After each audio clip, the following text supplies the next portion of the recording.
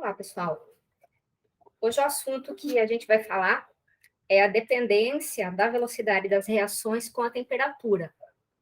Então, tanto a velocidade, ela aumenta, mas a gente representa, né, a causa desse aumento na velocidade como o aumento no valor da constante de velocidade, tá? Então, a gente vai discutir, principalmente com base na chamada equação de Arrhenius. A gente vai discutir isso daí. E de onde que vem, né? Aqui eu estou mostrando alguns trechos de um artigo aqui do Journal of Chemical Education que mostra, que trata, né, das origens e o status da equação de Arrhenius. E o interessante, né, é que a gente sempre começa dizendo assim, Arrhenius foi um pesquisador que se debruçou sobre o comportamento do valor das constantes de velocidade em função da temperatura. E ele se baseou em relatos, né, anteriores, em resultados de trabalhos publicados por outros pesquisadores. Então, aqui que a gente tem os dados que foram considerados por Arrhenius para fazer a proposta dele. A gente tem dados de todos esses autores aqui, né, e referente às mais variadas reações. Oxidação de ferro 2, né, por esse ânion aqui, a hidrólise alcalina do acetato de etila, a inversão da sacarose, né, e por aí vai. Aqui a gente tem quais foram as faixas de temperatura em que essas constantes de velocidade foram estudadas, e esses autores, eles também fizeram tentativas de propor expressões correlacionando o valor da constante de velocidade com a temperatura, pode ser representada por esse θ ou por esse T aqui, tá? Então, Arrhenius fez o quê? Fez uma espécie de compilação, tinha resultados dele também, né? E ele propôs, principalmente, né, equações desse tipo aqui. Então, relacionando dois valores individuais de temperatura com dois valores de constante. Aqui a gente tem a constante na temperatura T1, constante na temperatura T2. Elas têm um comportamento exponencial, né? E foi manipulando, né, com base nesse tipo de consideração e manipulando esses dados que Arrhenius chegou a propor a equação dele, tá? Que uma das primeiras versões, né, é essa aqui. Então, o comportamento de K em função da temperatura, ele envolve um fator pré-exponencial, ou seja, uma variável, por sua vez, também depende da temperatura, né? E multiplicada pela exponencial de um determinado parâmetro dividido pela temperatura. Essa aqui é uma das formas mais, né, generalizadas da equação de Arrhenius. E depois a gente vai ver qual é a interpretação dada, né, qual é o significado físico dado a esses parâmetros, certo? Então, basicamente, o que foi que ele observou? Né? Ele verificou que para a maioria das reações, de fato, o valor da constante de velocidade aumenta com o aumento da temperatura. Por que é importante dizer aqui que é para a maioria das reações, né? Porque é basicamente para as reações, as reações elementares, vamos colocar de uma maneira um pouco diferente. Para as reações elementares, sempre o valor da constante de velocidade aumenta com o aumento da temperatura, ou seja, diretamente proporcional. Agora, por outro lado, para a maioria das reações globais, isso também ocorre. E a gente vai ver quais são as exceções. Então, existem exceções de reações globais, ou seja, que se processam através de mecanismos por várias etapas, né? Então, existem algumas dessas reações cuja velocidade, cuja constante de velocidade diminui com o aumento da temperatura. Então, a gente vai ver, numa das próximas aulas, como que a gente explica isso. Eu já posso adiantar aqui que são reações, né, em cujo mecanismo envolve etapas. Uma delas, por exemplo, teria que ser reversível e ser a etapa que é mais influenciada pelo aumento da temperatura. Então, se num mecanismo, uma etapa, certo, que é reversa, lembra do sinal de equilíbrio, né? A reação, uma das etapas reversas, ela seria, se ela for a etapa dentre todas que é mais acelerada pelo aumento da temperatura, é possível que o resultado líquido disso seja que a reação global vai se tornar mais lenta com o aumento da temperatura, ou seja, né, porque está favorecendo uma etapa de retorno, certo? Uma etapa reversível. Então, essas são as exceções, certo? Então, voltando aqui. Então, verificou-se que para a maioria das reações, K aumenta com o aumento de T. Né? Então, que tipo de consideração tanto esses pesquisadores, né, quanto a Arrhenius acabaram fazendo para propor essas expressões? Eles construíram gráficos. Né? Por exemplo, aqui, de um tipo de dados que, de fato, obedece ao comportamento previsto por Arrhenius. A gente tem aqui para uma reação. Aqui, vários valores de temperatura e vários valores da constante. Então, temperaturas de 552 até 606, a constante foi de 0,4259, vezes 10 a menos 4, até 20,83. Ou seja, aumentou. E aí, o que está envolvido no tratamento desses dados para que se leve a expressões, né? Então, a primeira coisa, fazer ó lá, um gráfico dos valores, né, absolutos de K e da temperatura, verificando que há um comportamento, né, exponencial, uma curva exponencial. E aqui a forma linearizada, né, porque existem várias conveniências, várias situações convenientes em se trabalhar com retas. Então, para esses dados aqui, se a gente, em vez de fazer um gráfico de K em função de T, a gente calcular o Ln das constantes e o inverso da temperatura, a gente vai ter uma reta. Vocês podem testar isso daí. Então, é isso que levou a proposta, né, da equação de Arrhenius. Aqui um outro exemplo, né, ó, mostrando, né, com mais detalhes, com os traçados, certo? E com os parâmetros da reta, por exemplo. Né? Aqui nós temos a inclinação, temos o intercepto. Então, isso tudo levou a Arrhenius a propor essa expressão que eu estou mostrando aqui, ó, que Ln de K é igual a Ln de A menos EA sobre RT. Né? Então, se a gente comparar com uma equação de reta, y igual a A mais bx, quem é o meu y? Ln de K.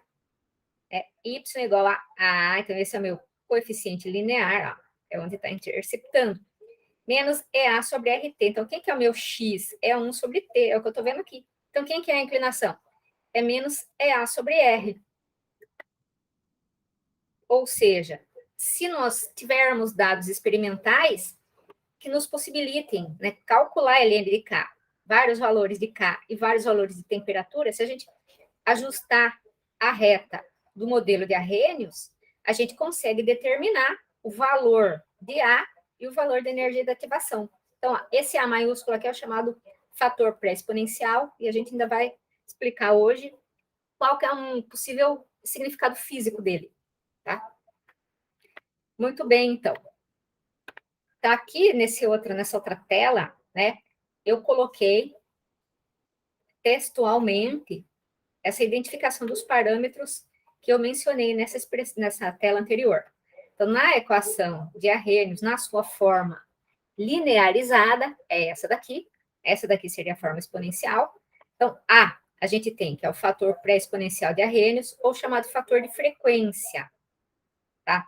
Então, ele tem a mesma unidade de K, ou seja, da constante de velocidade.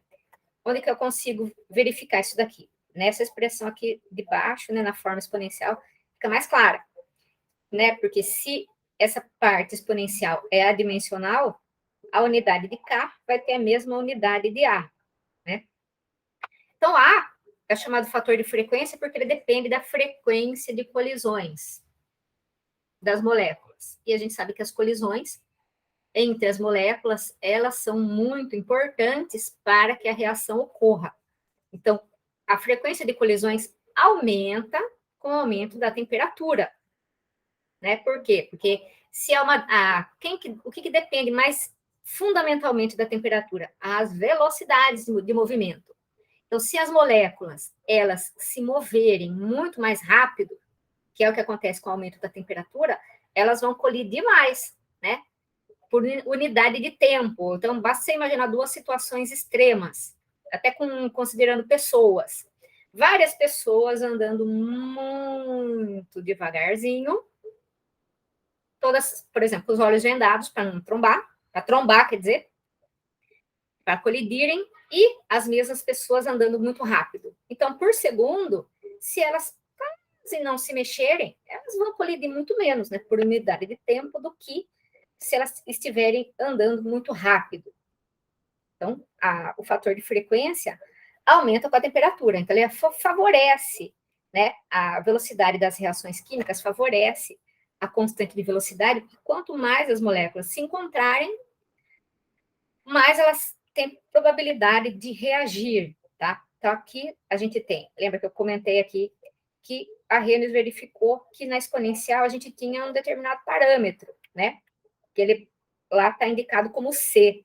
Aqui, na verdade, a gente já deu o nome aos bois, né? Ele é energia de ativação da reação química. Então, a energia de ativação está associada a uma barreira de energia que tem que ser superada para que a reação ocorra, tá? E que isso, o que está envolvido nisso também, eu vou discutir rapidamente com vocês ainda hoje. Vamos nos preocupar do que a gente está tratando agora, né? De que tipo de consideração levou ao surgimento, né, dessas equações, bem como das outras, né, dos outros pesquisadores. Eles tentaram ajustar gráficos, né, buscar modelos matemáticos, enfim. Então, a equação de Arrhenius, ela compila, né, tendências propostas e observadas por outros pesquisadores. Aqui nós temos alguns exemplos para algumas reações desses valores, os valores dos chamados parâmetros de Arrhenius. Então, quando a gente, vocês ouvirem falar parâmetros de Arrhenius, quem são eles? São o fator pré-exponencial e energia de ativação, certo? Então, a gente tem aqui, ó, que a gente precisa notar, certo? É que é normal que esse valor aqui do fator pré-exponencial, ele seja números muito grandes, potências de 10, né? Elevado a números razoavelmente grandes. Por quê? Porque o número de colisões por segundo entre moléculas nas temperaturas, né, próximas às condições ambientes é muito alto. Então, 10 a 13, 10 a 11. E aqui a gente tem valores típicos de energias de ativação para reações de primeira ordem e para reações de segunda ordem. Certo? O que mais que nós temos aqui? Aqui eu já vou introduzir com vocês um exemplo, né, de cálculo. Esse exemplo é do Atkins. Só para fechar aqui, então, notem que, dependendo da ordem também, né, os valores dos parâmetros de Arrhenius, eles assumem valores, né, típicos, certo? Dependendo da molecularidade da etapa lenta. Quanto mais moléculas tiverem que colidir, né, vai no mesmo ponto, se encontrar no mesmo ponto, isso vai fazendo com que a probabilidade desse encontro de mais entidades no mesmo local, né, do ponto do espaço, ele vá se tornando um pouco menos provável, né? Então, isso se reflete aqui, por exemplo, no valor do fator pré-exponencial. Dando continuidade, então, aqui a gente tem esse exemplo do livro do Atkins, né? Determinando os parâmetros de Arrhenius. Aí ele diz assim, que a velocidade da decomposição de segunda ordem do acetaldeído foi medida sobre uma faixa de temperaturas de 700 a 1000 Kelvin. E as constantes de velocidade são apresentadas abaixo. Então, aqui a gente tem os valores da temperatura e aqui os valores, né, das constantes de velocidade. Para essas temperaturas, a gente vê que aumentou. E aí ele pede os parâmetros de Arrhenius, né? Então, eu vou mostrar aqui eu recalculei, né? Só para retirar o texto, mas é o mesmo cálculo que foi feito aqui. Então, vejam como é que tem que fazer. Então, quais são os parâmetros de Arrhenius? Energia de ativação e fator pré-exponencial. Então, aqui eu repeti esses dados e a gente tem que ajustar a equação de Arrhenius. Ln de K igual a Ln de A menos EA sobre RT. Por que eu tenho que usar a forma linearizada? Porque ele deu uma série de dados. Estão vendo? Então, como ele deu uma série de dados, isso eu tenho que fazer através do gráfico. Agora, se ele desse assim, por exemplo, cadê a expressão? Essa daqui. Veja só, se A vale tanto, energia de ativação vale tanto, na dada temperatura, qual é o valor da constante? Então, ele deu um valor de cada. Você tem que usar essa expressão aqui para calcular o K. É mera substituição. Agora, quando ele dá uma série de dados, a gente tem que fazer o gráfico. Então, o que eu fiz aqui? Como o meu Y vai ser ln de K, então eu peguei esses valores aqui das constantes, calculei o LN. Deu esses valores aqui, ó.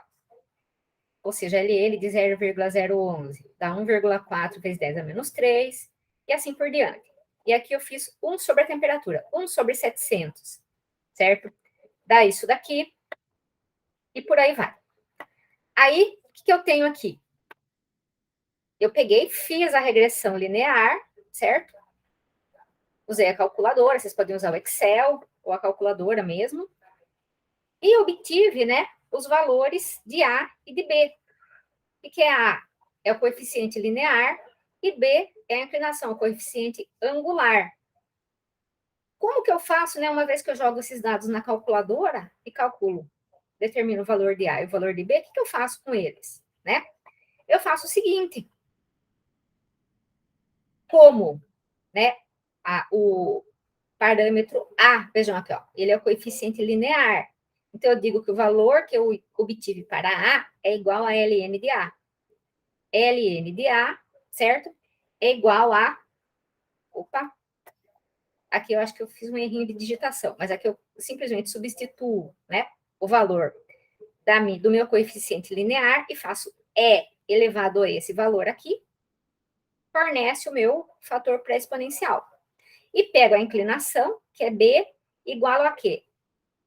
Menos EA sobre RT. Então, eu pego menos 22.551,2 é igual a menos EA sobre RT, onde R vai ser 8,314.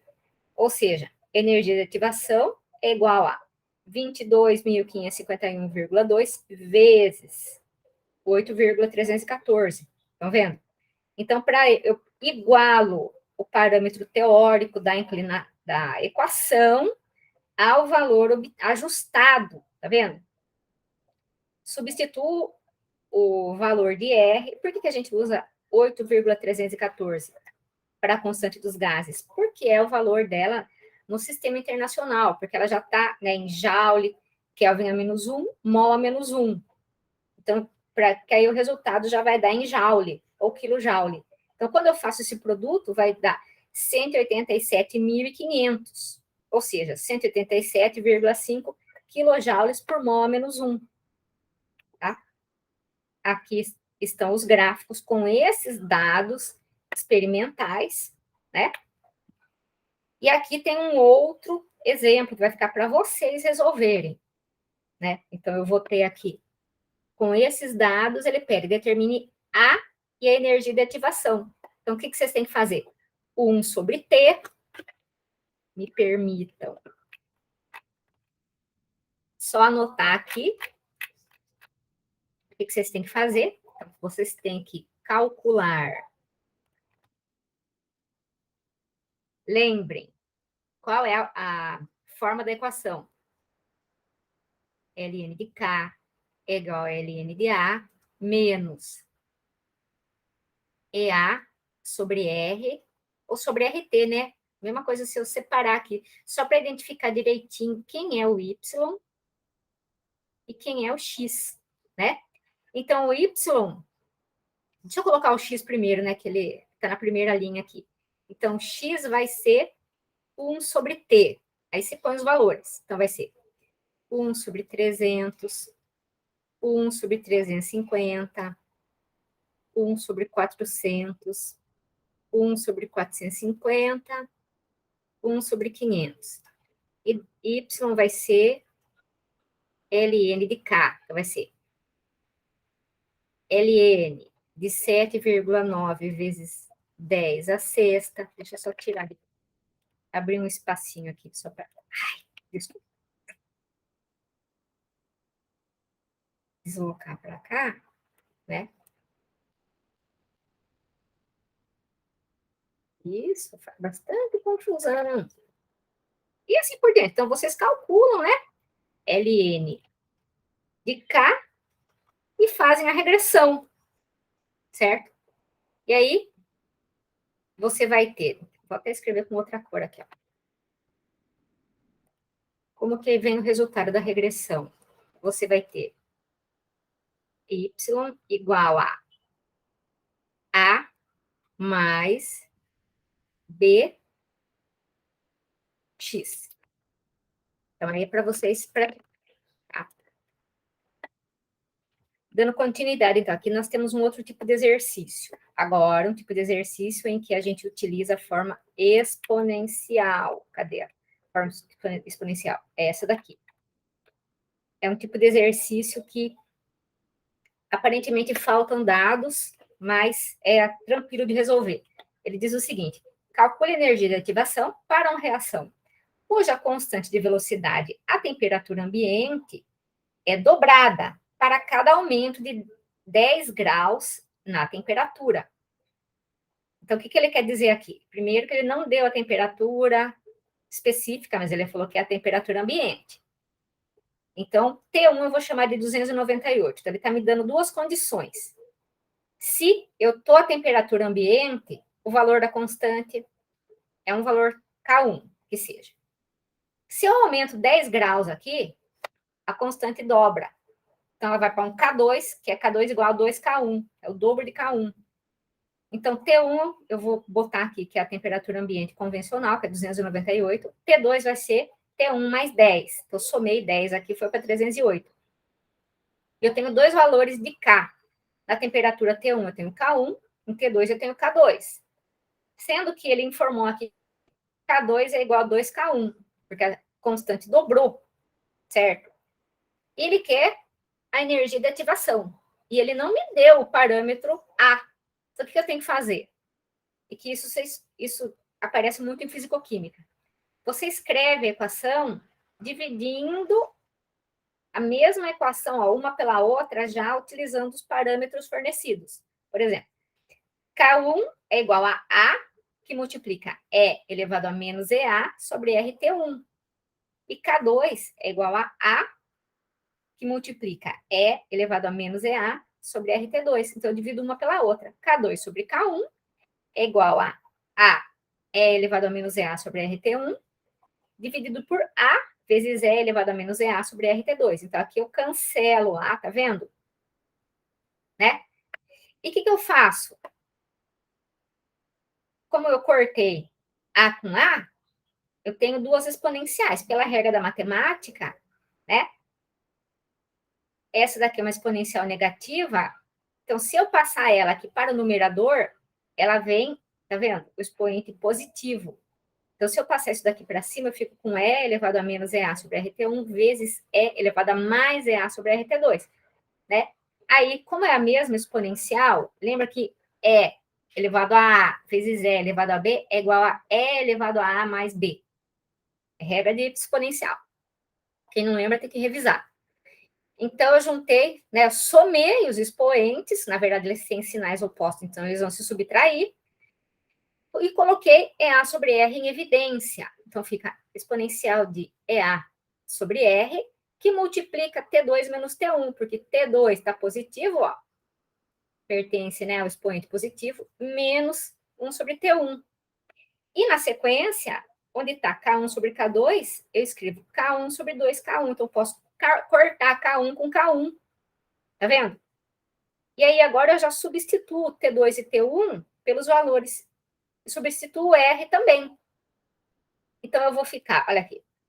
Nessa etapa, eu estava com K1 sobre 2K1 é igual a E elevado a EA, dividido por 8,314, que é o valor de R, que multiplica 1 sobre T2, que é 308, menos 1 sobre 298. Né? Nessa etapa, o que eu fiz daqui para cá? Daqui para cá eu já omiti K1, porque eu cortei, ficou 1 sobre 2. Então, de onde veio esse 1 sobre 2? Veio daqui, ó, de eu cortar K1 com K1. O que eu fiz aqui também? Aqui eu resolvi essa conta. 1 sobre 308 menos 1 sobre 298 dá menos 1 vezes 10 a menos 4. Na sequência, o que eu faço? Eu divido né, menos 1 vezes 10 a menos 4 por 8,314. E aí eu chego nessa etapa aqui. 1 sobre 2 é igual a E elevado a menos 1,2 vezes 10 a menos 5. Que número é esse? É o resultado dessa divisão. Menos 1 vezes 10 a menos 4 dividido por 8,314. Como que eu resolvo isso daqui se a minha incógnita está no expoente? Eu escrevo na forma logarítmica, né? Então, ln de meio é igual a menos 1,2 vezes 10 a menos 5 é A. Então, ln de meio dá esse valor aqui. Agora, simplesmente, eu passo, né, sumo com o sinal de menos, que tem menos dos dois lados, né? Então, a energia de ativação vai ser 0,693 dividido por 1,2 vezes 10 a menos 5, que dá isso daqui, né? 57.762,26 joules, ou seja, né, 57,76 quilojoules por mol. E aqui tem um que só deixa indicado, mas vocês vão terminar. Então, vai pela mesma lógica, só que ele quer ao contrário, aqui ele já deu energia de ativação, né? E o que, que ele quer? Ele quer saber o que, que acontece com a constante de velocidade, certo? Aqui ele dizia que dobrou. Ele quer saber por qual fator vai ser multiplicado. Ó, se a energia de ativação é 30 quilocalorias por mol, certo? Encontre o efeito de um aumento de 10 graus de temperatura na temperatura ambiente. Então, não esqueçam de converter, né, 30 quilocalorias para 30 quilojoules por mol, certo? Para poder usar R igual a 8,314. Então, vai ser, vocês vão começar pela mesma razão entre as constantes. K2 sobre K1 é igual a E elevado a menos EA sobre RT1, dividido por E elevado a menos EA sobre RT2. E ele quer saber qual fator vai multiplicar. Então, se K2 é igual a NK1, onde está K2 aqui? Ó lá, você coloca NK1 e corta o K1. Então, quem você quer é o N, certo? E aqui eu já fiz o mesmo rearranjo que eu tinha feito, que eu expliquei anteriormente. O que eu fiz aqui? Né? Aqui eu já cortei os fatores pré-exponenciais, A com A, e essa exponencial aqui que está no denominador, ela sobe, positiva. E colocando EA sobre R em evidência, eu vou ter isso daqui. Então, aqui, ó, você tem o valor da energia de ativação, você sabe qual o valor de R, e você tem as temperaturas, porque ele diz que é um aumento de 10 graus a partir da temperatura ambiente. Então, aqui vai ser 308 e aqui 298. Então, aí vocês calculam. Aqui é um outro exemplo bem parecido. Calcule a razão, né? The room temperature ratio. Então, a razão na temperatura ambiente dos valores das constantes para duas reações que têm o mesmo valor, mas têm energias de ativação diferentes, diferindo entre si apenas por 1 caloria por mol, ou 1 quilocaloria por mol, ou 10 quilocalorias por mol. Né? Então, na verdade, vocês têm, ó, na mesma temperatura, certo? T e T, ele diz que é na temperatura ambiente. Aqui você vai ter K2 e K1. Então, tem que ser reações diferentes, porque vai ter energia de ativação diferentes. Só que ele diz que o A é o mesmo. Então, se você corta o A, escreve a nossa exponencial, né? Estão vendo? Então, aqui, como a gente não pode pôr energia de ativação em evidência, porque elas são diferentes. Então, na realidade, o que vai aparecer aqui na nossa expressão é a diferença entre elas. Então, a gente só consegue entender o enunciado, porque ele falou que difere em 1 quilocaloria por mol ou em 10 quilocalorias por mol, né? Porque você vai ter a diferença aqui, certo? Então, aqui estão representados os valores. Que fator é esse daqui? Esse aqui é o fator de conversão, certo? De quilocaloria para joule, né? Enfim. E aí as respostas são que se a diferença é 1, o aumento no valor da constante vai ser 5,4 vezes. Se a diferença for 10, olha a diferença, certo? No valor da constante de velocidade, né? E aqui tem... Aqui ele já deu o contrário, ó. Aqui ele já deu os fatores, né? Se as reações têm A1, aqui ele está introduzindo, ó, valores específicos, né, para os parâmetros. Então, se as reações 1 e 2 têm A1 igual a 5 vezes A2, então é só multiplicar, substituir, porque aí você vai cortar, né? A1 com A1 ou A2 com A2, dependendo de quem você optar por substituir. E aqui ele já deu, por exemplo, também, ó, K1 igual a 100 K2. Então, você pode escrever, se você escrever 100 K2 e K2, você corta K2 com K2, né? E aí ele pede para achar a diferença, tá? Que já está, a expressão já está no esquema, né, para vocês exercitarem. Então, na sequência, o que a gente tem aqui? Uma discussão um pouco mais detalhada sobre a interpretação dos parâmetros, né? Então, a rigor, os parâmetros são puramente empíricos, ou seja, tanto a Arrhenius quanto os outros pesquisadores, eles descobriram, né, a expressão matemática que descreve o comportamento real da constante de velocidade em função da temperatura, e depois é que eles foram propondo significado para esses parâmetros, né? Enfim, então aqui, na verdade, está repetido, né, o que eu já falei, que o fator exponencial se refere, né, à medida da frequência de colisões. A parte exponencial, né, ela é dominada, certo, pela a exponencial governada pela energia de ativação, e sempre que a gente encontra nesse tipo de exponencial, isso revela que a energia cinética segue uma distribuição estatística de Maxwell, né? Não que a gente tenha que vá enveredar demais por esse caminho ainda. E que, por fim, o produto completo, né, de A pela parte exponencial, ele quantifica, certo, a frequência de colisões bem-sucedidas. Então, não basta elas colidirem, né?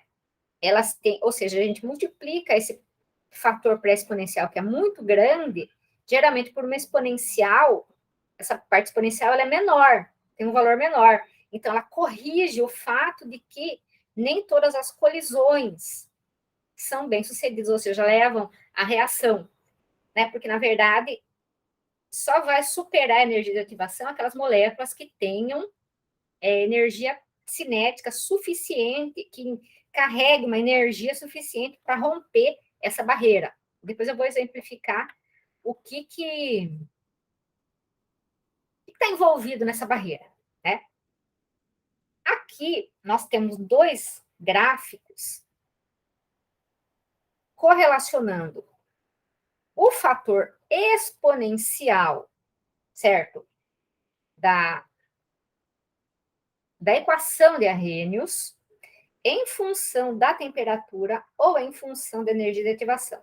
Então, a parte exponencial, ó, ela representa a fração, ó, eu coloquei essa seta aqui, essa exponencial representa qual fração? A fração de colisões com energia cinética excedendo a energia de ativação, ou seja, aquela que tem energia suficiente para que rompa as ligações, forme as que têm que ser rompidas, forme um intermediário, que às vezes esse intermediário é muito instável, por exemplo, ele pode envolver um carbono com 5 ligações, que a gente sabe que é instável, né? E por isso que é uma barreira de energia, que você tem que passar por um intermediário, né? Que ele não existe nas condições ambientes, ele se degrada, certo? É uma espécie instável.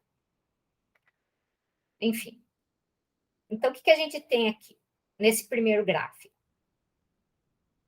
Se aqui eu tenho a fração de moléculas capazes, certo? Frações de moléculas com energia igual ou superior à energia de ativação, né? O que eu noto? Eu noto que na temperatura mais baixa, que eu tenho a temperatura, Na temperatura mais baixa, ó, vamos observar o que acontece com 3 reações distintas que tenham diferentes energias de ativação. A primeira coisa que a gente vê é o seguinte: quando uma reação tem uma energia de ativação mais baixa, como é o 40, comparado com 80, por exemplo, eu já tenho uma fração maior. O que significa a linha dela, né, a curva dela, ela está mais alta do que as outras, porque a fração de moléculas, certo? A uma dada temperatura, que tem energia cinética acima de 40, é maior do que a fração de moléculas que tem energia acima de 60 ou acima de 80, né? Tem mais moléculas com menos energia do que mais moléculas com mais energia. E conforme a temperatura aumenta, essa fração aumenta para todas as linhas sobem, né? Então, independente de qual a energia de ativação, sempre que você aumenta a temperatura, ou seja, que o gráfico vem para cá, ó, certo? Vai para a direita, as linhas sobem, porque aumenta a fração de moléculas com energia suficiente para reagir. E o que a gente tem que observar aqui? É que a linha mais inclinada é a de 80 kJ por mol. Aqui tem uma consequência bem interessante, que reações que têm uma energia de ativação mais altas, elas são mais aceleradas pela temperatura do que aquela que tem uma energia de ativação mais baixa. É como se fosse mais fácil subir um morro baixo do que subir um morro muito alto.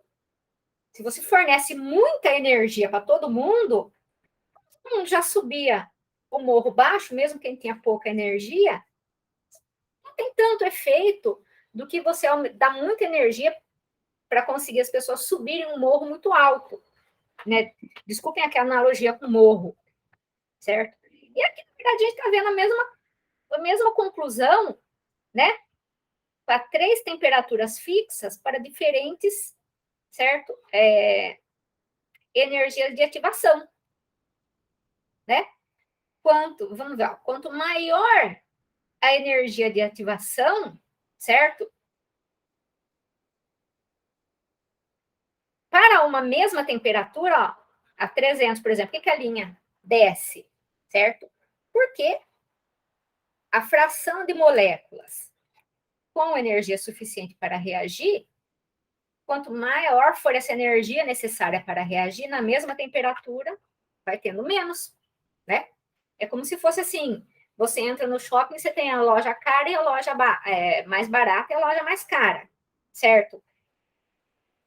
Se um monte de gente entra num shopping, todo mundo com R$100 no bolso, certo? Quanto mais cara a loja, né? Menos pessoas vão conseguir comprar.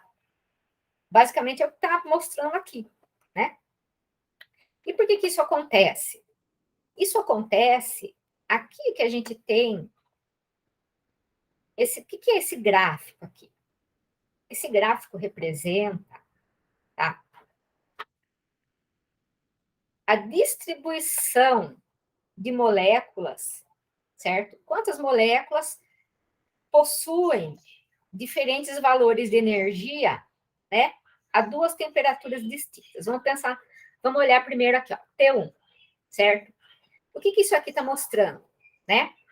Que na temperatura T1, ó, poucas moléculas, nenhuma molécula tem energia igual a zero, porque não é no zero absoluto. T1 é acima de zero, igual a zero absoluto. Então, nenhuma molécula, porque a linha, tá vendo? Nós estamos vendo a linha azul. A linha azul, né? Ela nem atinge o zero. Agora, esse valor aqui de energia, vamos inventar um valorzinho aqui. 5. Não interessa a unidade. Eu já tenho algumas moléculas, ó. Quantas moléculas têm energia igual a 5? Eu leio aqui, ó. Vamos supor, tem 3 moléculas, tem energia igual a 5. Energia igual a 10. Tem 10 moléculas, né? Energia igual a 50. Estou chutando os valores.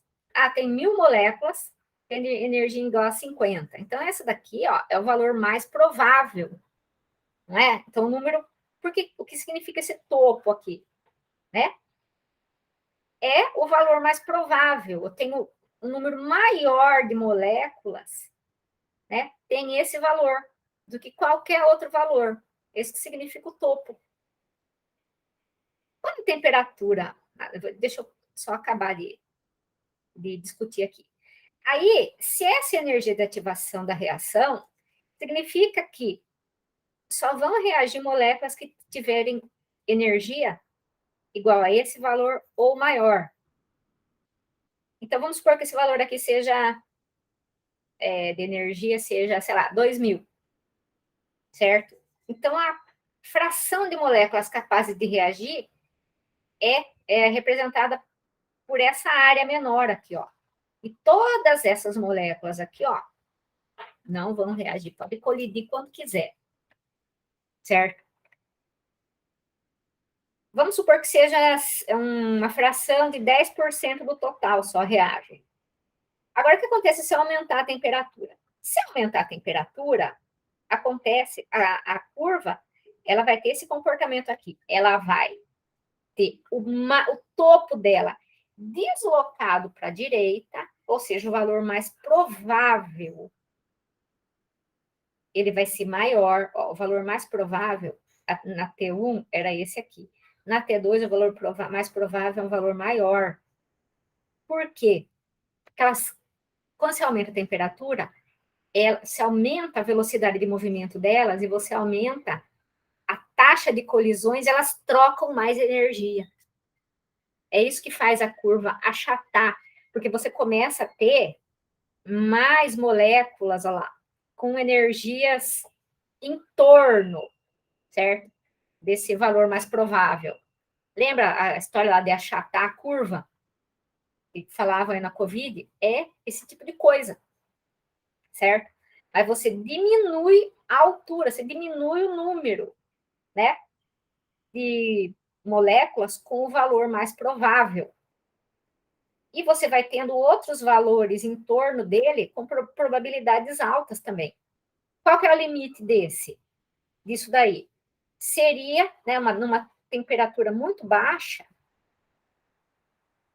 um pico muito estreito. Quase todas as moléculas teriam um valor parecido, né? Você teria um pico muito estreito e muito alto. Conforme esse pico vai se distribuindo, ela vai achatando e vai ficando mais alto. Qual é outra consequência disso? A energia de ativação não muda, tá vendo? Como a curva achatou, a área, a fração de área representada acima da energia de ativação, ó, ela é uma porcentagem maior do que era no azul. Agora você tem uma fração maior de moléculas com energia acima da energia de ativação. Justamente por causa da maior velocidade delas e maior frequência de colisões. Então, é por isso que mais moléculas adquirem energia igual ou superior à energia de ativação e você acelera a reação, né? Então, se a gente entender isso daqui, já está de muito bom tamanho. Então, isso daqui se reflete muito no que a gente observa, né, para a velocidade das reações. Então, isso é importante, isso aqui também é importante. Talvez a principal coisa para a gente guardar em mente dessa tela aqui é que uma energia de ativação, uma reação com energia de ativação mais alta, ó, é a de 80, ela é muito mais acelerada com o aumento da temperatura. Com o mesmo aumento de temperatura, ela passa a se tornar muito mais rápida do que uma reação que já tem uma energia de ativação baixa. Essa reação aqui, ela já é rápida, desde a temperatura baixa. Então, como ela já é rápida, ela sente menos o efeito da temperatura. Uma reação muito lenta, porque tem uma energia de ativação muito alta, certo? Ela é muito mais acelerada pelo aumento da temperatura. Né? Essa é uma consequência bem importante, certo?